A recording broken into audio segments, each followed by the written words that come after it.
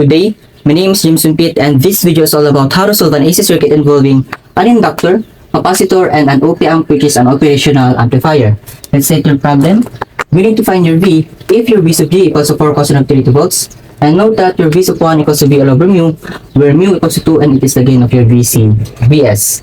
And before we try to solve our circuit here, we need to know a few things about our operational amplifier, which is this one. The first thing is that the voltage at your inverting terminal is equals to the voltage at your non-inverting terminal. The second one is the current at your inverting terminal is also the current at your non-inverting terminal, and they are both equal to 0. The next step is to convert our cosine source to its equivalent sine. So in order for us to do that, we just need to add a phase angle of 90 degrees to the angular frequency here. So if we have V sub G equals to 4 cosine of 3t, that's equals to 4 sine of 3t plus 90 degrees. Your 3 here is your angular frequency and your 90 degrees here is your phase angle. Converting this to its equivalent phasor, you will have 4 angle of 90 degrees. Your 4 here is your peak value of your voltage source, and your 90 degrees here is from your phase angle. And the next step that we need to do is to we need to calculate what is the equivalent impedance of your 12 Henry inductor and your 30 microfarad capacitor. The reason for that one is that in time domain, the voltage and the current at your inductor and your capacitor are dependent on the rate of change over time. And if we do that, we will be forced to solve this circuit here in terms of differential equation, and we don't want to do that.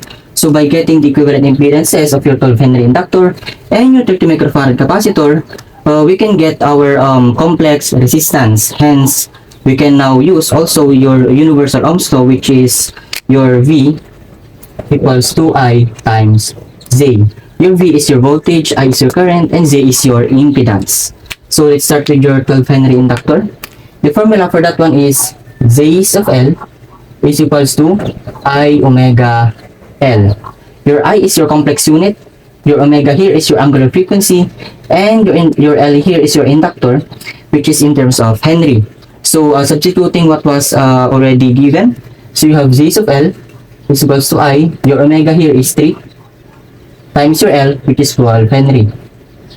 So Z of L now is equals to 3 times 12 times I, that is 36 I.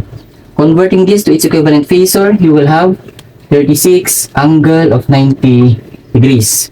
If you are not so good about your complex number, you can always use your calculator to convert your rectangular to its equivalent polar form. Next is for your Z sub C, or the impedance of your 30 microfarad capacitor. The formula for that one is Z sub C is equals to 1 all over I omega C. But for the other reference book, they will give you that it is negative I all over omega C.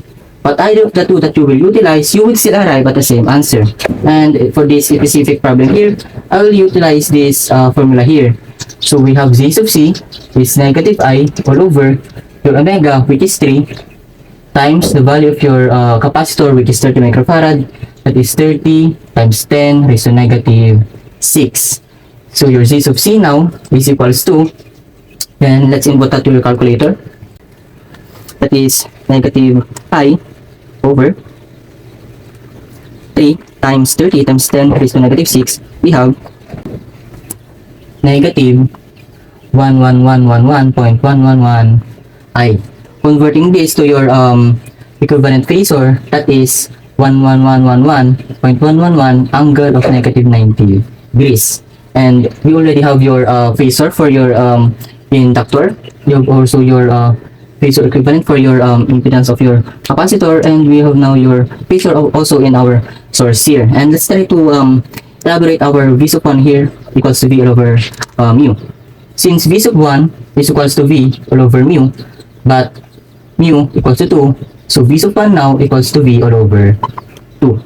And this 4 right here is the first thing that we need before we try to proceed on solving this circuit here. And the analysis that I will be using is nodal analysis, because this is the easiest and the most practical way to solving circuits like this one. Okay, The first step on your nodal analysis is by assigning nodes, or assigning nodes, and then identify your reference node. But since most of the components here are directly connected to the ground, so the next step is to identify your nodes and then name them. But again, in our problem, it was already given and it was already named. And the third step is to assign your current from each of your element here. So let's start with your 12 Henry. Your 12 Henry is, let's say that is from left to right, that is your A. Your 30 microfarad capacitor is from left to right, that is your B. Your 6 angle of 60 degrees, that is your C, from left to right. Your 6 ohms here, let's say that this is going down, that is your D. And your 9 ohms here, this is your E. And this is your 9 ohms here is F. By inspection, as you can see, this node right here is already given, or we don't need to do a KCL here anymore because it was already provided from the constraint equation here. The reason for that one is that from what I said earlier, that the voltage at your inverting terminal is also the voltage at your non-inverting terminal. And since this node here is directly connected to your inverting terminal, that is the voltage that would exist at your inverting terminal already. But in order for us to prove that one, we just need to do a KCL here at our node here. So let's do some KCL at node 0. So the current entering, that is 0, but the current leaving is E and then plus F. So that is E plus F. Rearranging this equation, you have E plus F, and that is 0. Expressing your E and F to their equivalent node voltages, you have V sub 0 all over V sub 0 minus V all over 9 plus your V sub 0 all over 9, and that is 0. Multiplying both sides of the equation by 9, you will have V sub 0 minus V plus V sub 0 equals 0. Combining like terms, you have 2V sub 0 minus V, and that is 0. Transposing your negative V to the other side of the equation and dividing both sides of the equation by 2, you will have 2V sub 0 equals to V all over 2. Your V sub 0 now equals to V all over 2. And this is your voltage at your inverting terminal. And since the voltage at your inverting terminal is also equal to the voltage at your non-inverting terminal, this is also equal to V sub 1.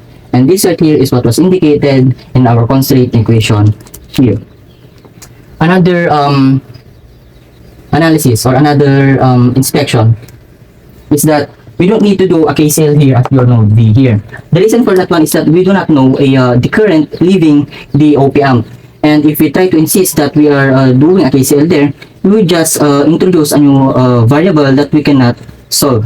Hence the reason why the only nodes that we will be utilizing is your node 1 and your node 2, and in terms of their node voltages, you have your V sub 1 and your V sub 2. Okay, now let's try to proceed to do a KCL at your node 1 and your node 2 here. Let's try to do a KCL first at your node 2. So we will have KCL at node 2. The summation of current entering, there is only one, which is your A. The summation of current leaving is 2, that is B plus C. And rearranging your equation, you will have A minus B minus C, and that is 0. Expressing your A, B, and C to their node voltages, that is your V sub G minus your V sub 2 over the impedance of your inductor, which is 36 angle of 90 degrees, minus your B, which is V sub 2 minus your V over your impedance on your 30 microfarad capacitor, which is 11111.111 angle of negative 90 degrees. And your C, that is minus your C, which is V sub 2 minus V sub 1 over 6 angle of 60 degrees, and that is equal to 0. And now let's try to simplify.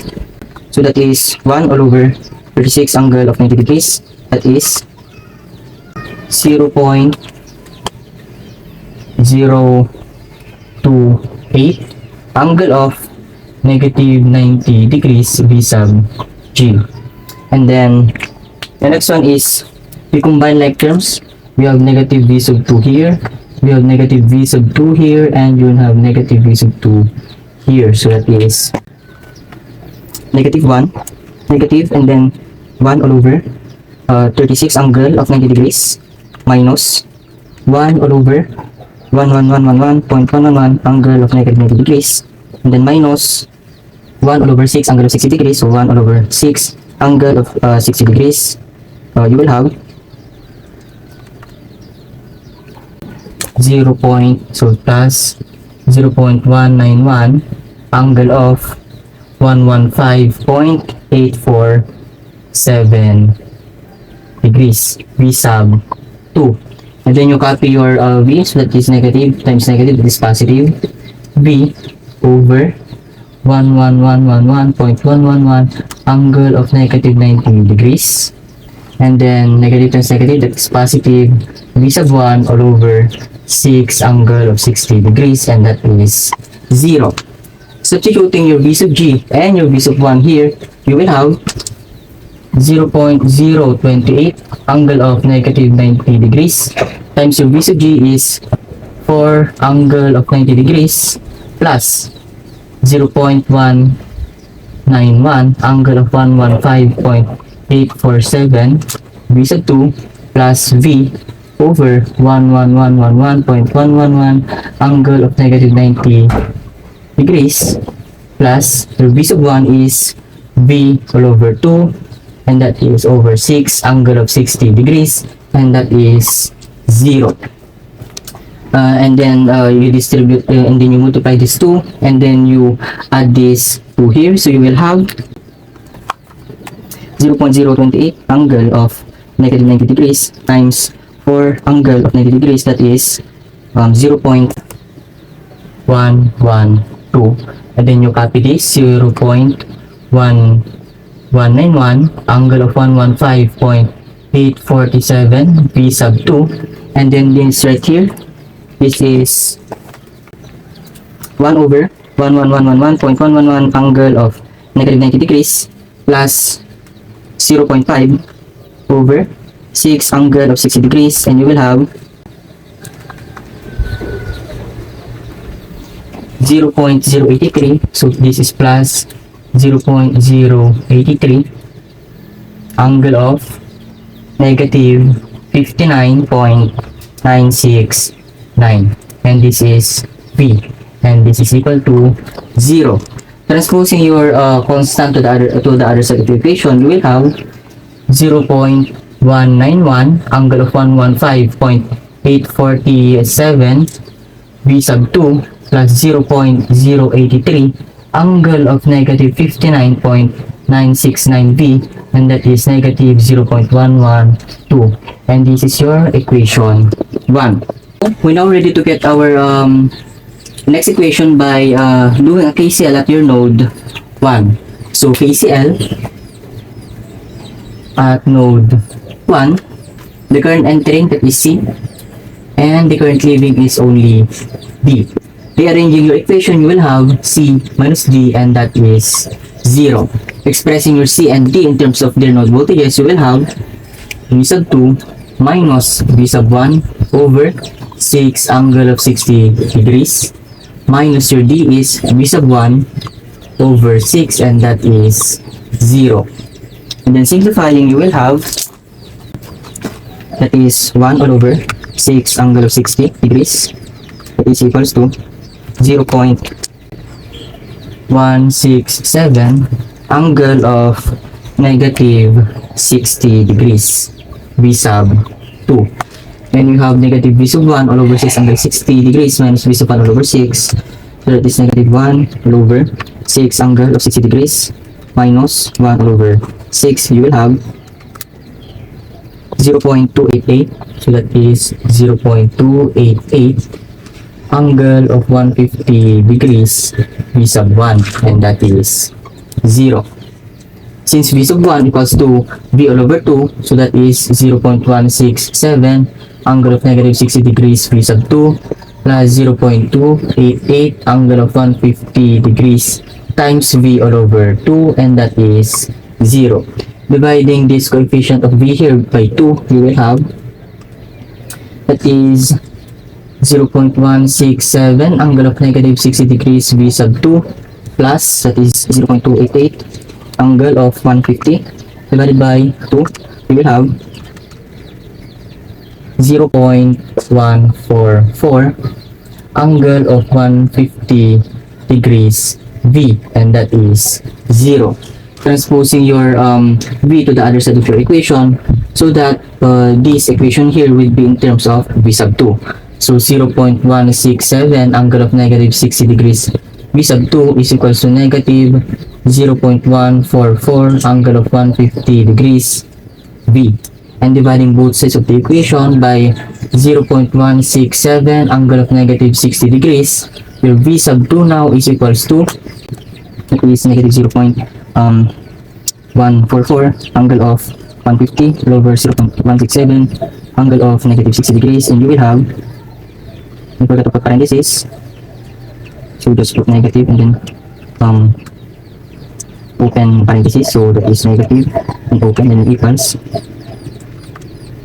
then you will have 0.862 angle of 30 degrees V, and this is now your equation 2. Okay, we now have your two equations and your two unknowns. But since your equation 2 here is in terms of your V sub 2, we can just substitute this equation 2 here to your equation 1, and you will get your V as your final answer. So sub equation 2 to equation 1.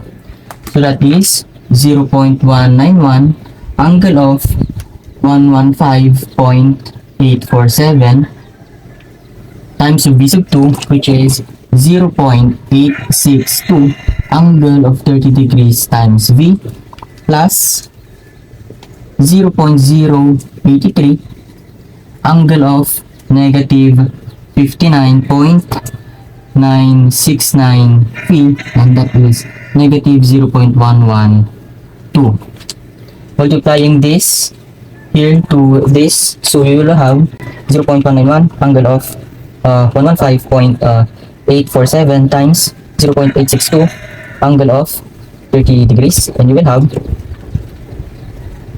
0.165 angle of 145.847, so that is 0.165 angle of 145.847 V, plus 0.083 angle of negative 59.969 V is equals to negative 0.112. And you have two like terms here, so you will have 0.165 angle of 145.847 plus 0.083 angle of negative 59.969, and that is equals to 0.097 angle of 167.666666 V, and that is negative 0.112. And what we do next is to just divide both sides of the equation by 0.097 angle of 167.666. Your V now is equals to 1.155 angle of 12.334 volts, and this is your answer. Now, what I want to clarify is that why did we convert our cosine source to its equivalent sign? The reason for that one is the lab equipments out there, like a function generator and oscilloscopes, defaults to a sine wave as their 0 degrees reference point, and that's the reason for that. The second one is, why didn't we get the RMS value of your voltage source?